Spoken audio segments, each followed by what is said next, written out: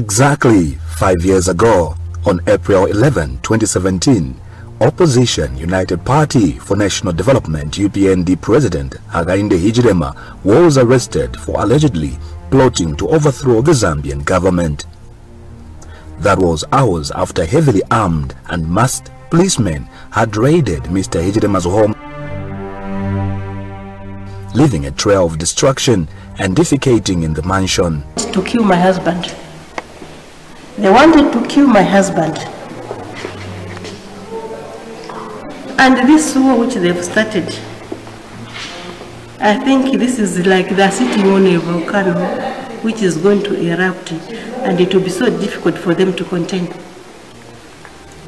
We were in that room from 22 hours, beating all our workers. They were, all of them now, they're in the cells. They tortured them, they beat them, they brutalized them, and then they were asking, where is your boss? Where is your boss? At first they didn't want to say, but then one of them,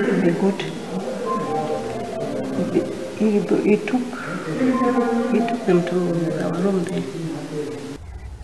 Prior to the raid, ruling Patriotic Front PF Deputy Secretary General Mumbi Piri had issued a veiled instruction to Inspector General of Police Kakoma Kanganja to arrest Mr. Hichilema. At that time, it was common for PF officials to give orders to the Zambia police about whom to and not to arrest. A typical case in this instance was the manner in which a UPND member, Lawrence Banda, was gunned down in cold blood in Kaoma, Western Province, during the Kaoma Council Chairperson by-election in October 2019. For more than 2 years, no arrest was effected on Banda's alleged killer. Neither was there even a semblance of an investigation to bring Banda's killer to justice. It had to take the change of government from the PF to the UPND in August 2021 for the Zambia police to rein in on the suspects who are alleged to have pulled the trigger, shooting Banda in the head. Lawlessness had become the order of the day. Protocol.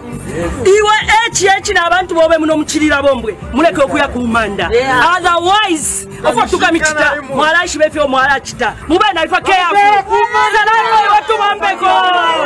there was no equality before the law.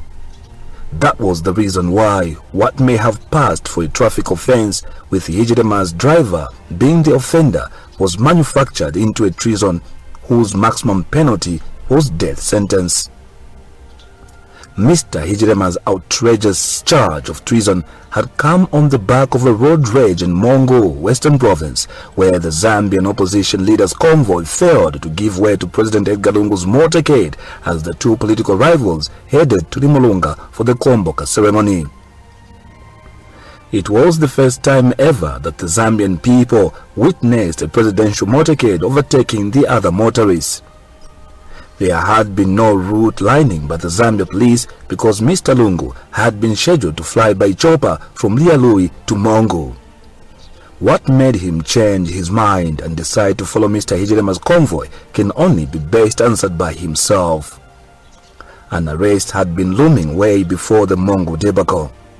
What an opportunity the Mongo road rage presented to be charged with the capital offense punishable by hanging and pronounced dead by a certified medical doctor.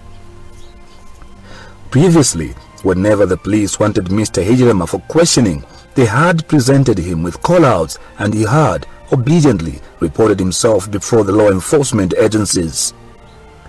He had done so for the 14th time that he had been arrested before April 11, 2017. Whatever motivated Inspector General of Police Kakoma Kanganja to order his heavily armed and masked policemen to conduct a night raid on a harmless Mr. Hichilema is difficult to understand. Apart from that, why did they mask themselves? Further, why did they cut off electricity supply to Mr. Hichilema's house? Why did they not want to be identified? Why did they torture Mr. Hichilema's workers? What are the names of the officers who were on that operation? What was the motive of discharging tear smoke in a dwelling place of law-abiding citizens, among whom was an asthmatic patient, Mrs. Mutinda Hijirema? These are the questions that need to be answered to bring the brutal raid to finality. As if that brutality were not enough, the charge of treason which Mr. Hijirema was slapped with at Woodlands Police Station was equally brutal, leading to a female police officer to exclaim in disbelief. The manner in which Mr. Hijirema was driven to Lilai Police Training College for incarceration was as though he was a criminal.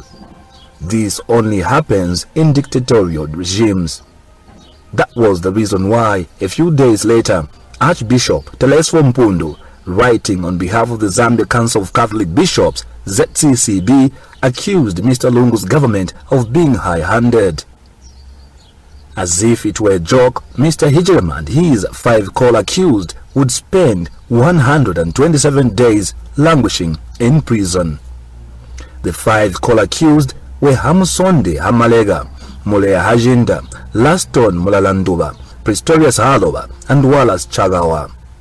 Together, they endured prison life at Lilai Police Training College, Lusaka Central Prison, and Mogobeko Maximum Security Prison in Kabwe.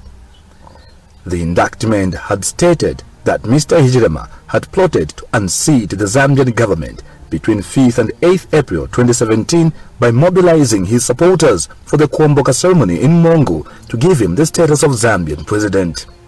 It was only after the intervention of the Commonwealth Secretary-General Patricia Scotland that Mr. Hijirema was released on August 16, 2017, when the National Prosecutions Authority entered the nolle prosequi on the day trial was set to commence. One fundamental question that begs imagination is, had Mr. Hijirema not hidden in a bunker on the night the police raided his home, what could have happened? Most probably, he could have been history, and the state would have feigned ignorance.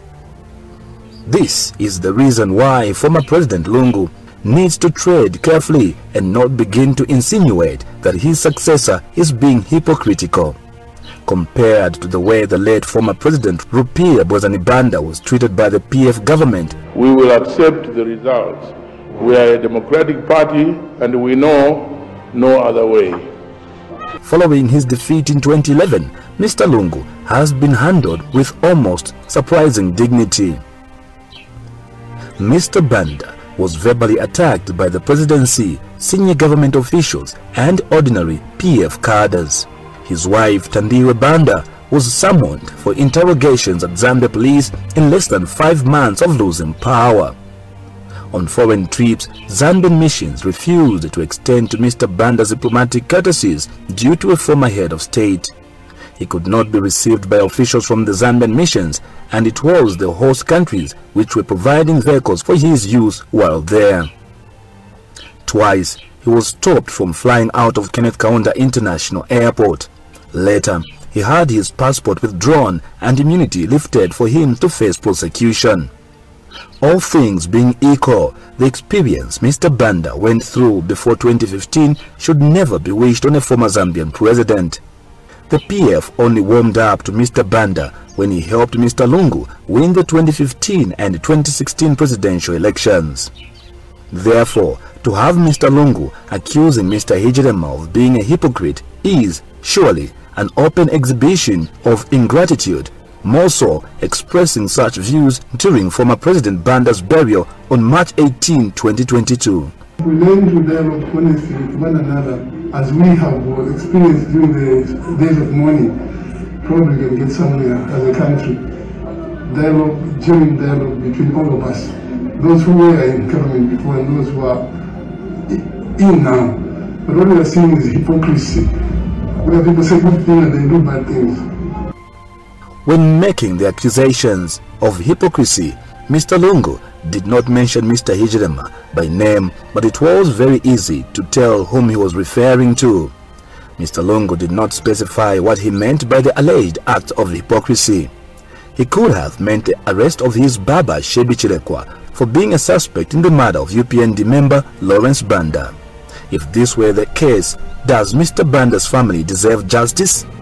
Mr. Lungu may as well have meant the questioning of leaders under his government for questioning related to alleged acts of corruption, money laundering, and proceeds of crime. Do the Zambian people not deserve justice?